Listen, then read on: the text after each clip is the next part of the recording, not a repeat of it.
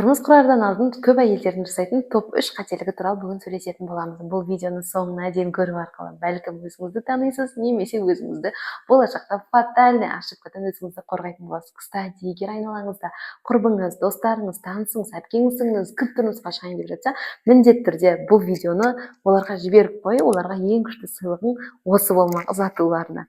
Ендеше кеттік. Мен сіздермен бірге Серік Аймұратқызы, 7 жылдық тәжірибесі бар, 500-ден жоғары консультация жасаған және де 8 курстың авторы, тәжірибелі психологпын. Қазіргі таңда СДУ университетінде психолог ретінде қосымша жұмыс жасаймын. Мінекей осындай үлкен бір тәжірибелік опытымның арқасында точно бүгінгі айтайын деп жатқан нәрсемнің уже ішімдегі боль как раз таки сіздермен қатты бөліскім келетін нәрселермен бөліскелі жатырмын. Ура, неужели?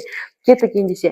Ең бірінші вообще менің кабинетіме келіп, ой, мен что-то күйеуімді тани алмай қалыппын, өзімді зомби сияқты сезіндім ба, білмеймін, үйленерден алдын демес үшін.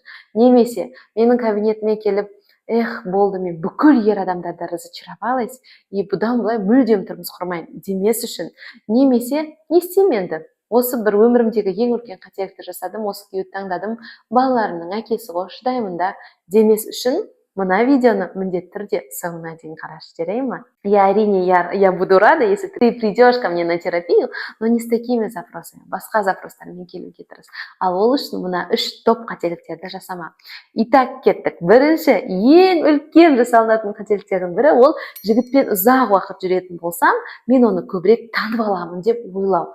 Және осы қателіктің кесірінен көп қыздар ойлайды, все, короче, мен жігітпен көп жүруім керек, оны жақсылап тануым керек, бірнеше рет кездесуім керек, әртүрлі ситуацияларда кездесуім керек, оның туыстарымен танысуым керек, сол кезде мен оны күшті танып аламын да қателеспеймін деп ойлайды.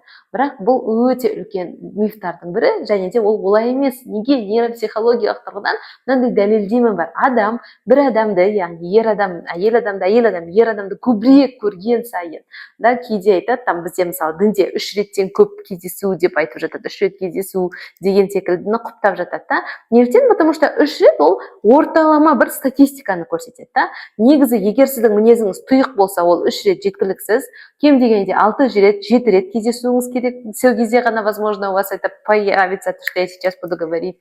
Ал егер мінезіңіз и так ашық, любой там ер адам сәл бір внимание берсе, оған сынып қалатын қыз болсаңыз, онда, скорее всего, 3 кездесуден кейін өзіңізді жоғалтып алуыңыз мүмкін, в кавычках. Это как? Получается, нейропсихологиялық тұрғыдан бір адаммен өте көп кездесе берген сайын, өте көп, видите, да, под темперамент меняется. Сіздің темпераментіңізге қарай көп кездесе берген сайын, адам, получается, өзінің миындағы защита механизмі полностью отпадает, и не ойлап бастайды, максимально ол адамды өзіне комфортный, өзіне өте жаңағыдай жақын, свой, родной сияқты көріп бастайды. Несі жаман, Серік, күшті емес па? Ол адаммен мен тұрмыс құрамын ғой, өзімнің свойын тапсам күшті емес па деп ойлауыңыз мүмкін. Күшті емес, потому что бұл стадияда, пока бір-біріңізді тану, таңдау, шешім қабылдау стадиясында, бұл өте опасный бір момент. Егер сіз ол адамды свой, родной қылып қабылдап қоятын болсаңыз, онда, скорее всего, сіздің миыңызда автоматом оның редфлаговский әрекеттерін көрмей бастайсыз. И басқа адамдар ойлайды, мынау қыз ақылды, күшті еді ғой, не үшін мына ер адамның оған жасап жатқан әділетсіздігін көрмейді, не үшін мына ер адамға тап болды деп сұрақ қойып бастайды. Не үшін? Потому что когда она влюблена, да, в этой фазе, когда ол уже оны автоматом өзіне родной қабылдап қойған кезде, ол ер адам қанша редфлаговский әрекет жасаса да, оның ешқайсысын көрмейтін болады. Получается, это большой миф. Қаншама отбасылар бар, 5 жыл бойы мен бұл жігітпен жүріп көрдім, тұрмыс құрғаннан кейін 2 жылдан кейін ажырасып кеттік деп айтады. Немесе 10 жыл бойы жүріп көрдік, біз бір-бірімізді вообще 5-ші класстан бері танимыз, міне үйленіп едік, 1 жылдан кейін ажырастық деп. Неге? Потому что бірге жай ғана болу бөлек, отбасы болу мүлдем бөлек, понимаете? И поэтому бір адаммен егер танысу барысында болсаңыз, постарайтесь көп кездесе бермей, бірінші алғашқы кездесулеріңізді более осознанно, шешім шығаратындай ойланып кездесуге тырысыңыз. Егер көңіліңіз больше я деген жауапқа жақын болса, я осы жігітке мен что-то доверяюсь, вот я хочу за него замуж выйти деген бір сезімдер басым болатын болса, онда все, ақ жол, онда қарай неке қиюға, кездесуге өзіңіз білесіз. Но оған дейін старайтесь все-таки держать фильтр, дистанцию и чувстволарды қоспауға тырысыңыздар бұл кездесу барысында. егер ол адамға все-таки жоқ деп айтқыңыз келіп тұрса, көбірек та ішкі жан дүниеңіз, ішкі күйіңіз, онда ол жігітпен көбірек сөйлесе бермеңіздер, сразу изначально, онда жоқ деген шешімді қабылдасаңыз, тоқтатуға, ол кездесулерді доғаруға тырысыңыз. Себебі больше кездескен сайын сіздің өзіңіздің басында нет, жоқ, ол для меня red flag деп тұрған адамыңыз қалай ғана я, он мой тот самый дегенге ауысып кеткендігін байқамай қаласыз, қыздар. Сондықтан бұл процесте, яғни басында танысу, ол адаммен шешім қабылдау процессе абай болыңыздар. Жарай ма? Идем дальше. Енді екінші миф, көбінесе әйел адамдардың арасында тараған ең үлкен миф – любовь спасет мир деп ойлау. Девочки, скажу вам правду, бүкіл розовый очкилеріңізді сындырайын, любовь мир не спасет полностью. На самом деле, бір отбасының тұрақты бақытты болу үшін және бүкіл қиыншылықтардан бірге өту үшін махаббат қана болуы жеткіліксіз.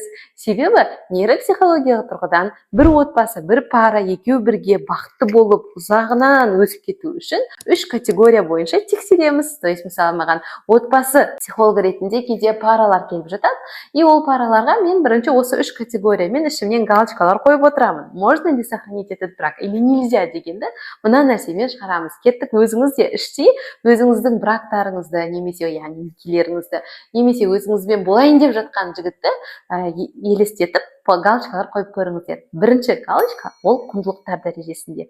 То есть иманыңыз бір ма, мақсатыңыз бір ма, ақшаға көзқарасыңыз бір ма, алдыға бара жатқандағы сіздің бала тәрбиесіне байланысты құндылықтарыңыз бір ма. Бүкіл нәрсе бірінші кезекте құндылықтарда тіреледі, қыздар. Егер любовь спасет мир деген нәрсе рас болғанда, онда ол құндылықтарға қарамастан махаббат жеңіп кету керек еді.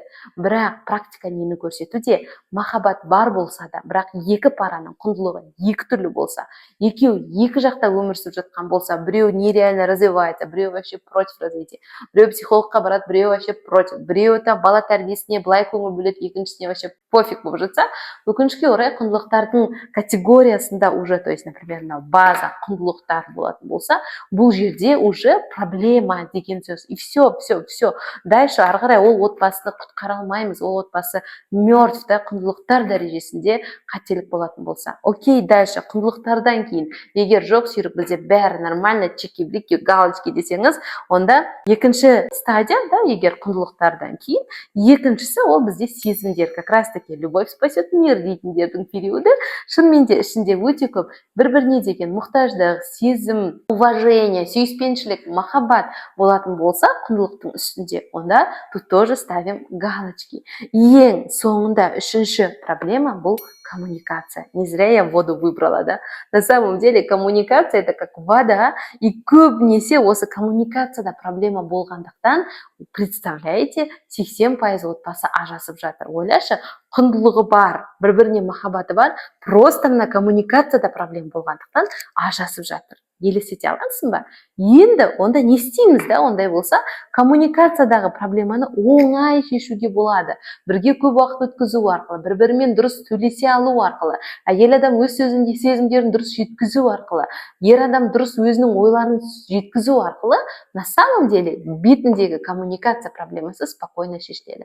Получается, бір пара бақытты болу үшін любовь спасет мир деген өте үлкен миф, кем дегенде осы 3 критерийлардан тұру қажет. Егер отбасы, мысалы, семейный терапияға маған келетін болса, біріншісіне галочка, екіншісінде галочка, бірақ үшіншісінде проблема болса, оны даже просто не то что терапиямен, курспен ақ шешуге болады, просто понять, как вообще коммуницировать с человеком, да. Ол үшін менің ең күшті курсым гармонияға толы отбасы деген курс бар, и ол курстан сіз конкретно я сообщение техникасы, немесе ер психологиясы қандай, әйел психологиясы қандай, қалай дұрыс коммуникация жасау керек, полностью осы коммуникацияны шешетін, пробелді шешетін курс, ол гармонияға толы отбасы. Соған міндетті түрде қатысыңыз деп айтар едім. И все. Получается, бір пара нормально функционировать ету үшін осы 3 категориядан құралуы қажет. Идем дальше. Үшінші мифқа кіретін болса, ол маған қыздар келеді. Білесіз ба, мен тұрмыс құрғым келеді, и менің болашақ ер адамның полный прототипін я уже вижу. Он должен быть четким, пунктуальным, честным, добрым деп миллион өзіне бір критерийлар шығарып келеді. еще маған айтады, блин, бірақ осындай ер адам таппай жүрмін, бұл әлемде бар шығар иә ондай ер адам деп менен бір пруф сұрап тұрғандай болады. На самом деле мен сіздерге айтайын, иә ондай ер адамдар бар, бірақ қаншалықты сізге дөп түсетіндігі, сізге дәл келетіндігі үлкен сұрақ белгісі. Яғни үшінші миф, мен бақытты там успешно, чтобы замуж выйти, ер адамның мықты прототипін білуім жеткілікті деп ойлау. Потому что сіз ер адамның прототипін сызуыңыз мүмкін, бірақ оның барлығы қаншалықты сізге келуі мүмкін. Возможно, сіз ол прототипті просто инстаграмнан, подругаңыздан, біреуден есту арқылы, мықты ер адам болу үшін мынандай болу керек деп жаза салған шығарсыз. А по факту сіздің травмаңызға сай, сіздің вообще миыңыздағы потребность, подсознаниеңізға сай қажеттіліктер мүлдем басқа болуы мүмкін. И ол қажеттіліктер бола тұра, сіз мынандай ер адамды көрсеңіз миыңыздағы прототип бойынша, к сожалению, вы этого не считаете с нейромедиаторами, профукаете этого человека и найдете ровно того, который прям реально вам подходит. Поэтому сіз басқа біреуге бір прототип салып, сол галочкамен ол ер адамды бүйтіп іздеп жүргеннен гөрі, сізге дәл қазір керегіне өзіңізді терең тану деп айтар едім. Потому что өзіңізді терең танымайынша, сорите, да, уже өзіңізге сай ер адамды таңдау мүмкін емес. Сіздің нақты өзіңізге не мотивация береді, не мотивация бермейді. Сіздің идеальный қарым-қатынастағы көзқарасыңыз қандай. И сіз вообще қандай ожиданияларыңыз бар ол қарым-қатынастан. Барлығын сіз толыққанды білмейінше, алдыңызға прям, білмеймін, идеальный кто у вас, да, там какой-то актер из дорамы тұрса да, сіз ол адамға я дей алмайсыз, потому что сіздің ішкі жан дүниеңіз басқа адамды қалап тұр. И бұл жерде келесі бір проблема туындайды, көп қыздар өзін танымайды өкінішке орай. И сіз айтуыңыз мүмкін, ой сүйрік, өзіңді тану ұзақ процесс қой. Иә, келісемін. Өзіңді тану өмір бойлық процесс, және сен уақыт өте келе өзгеруің мүмкін.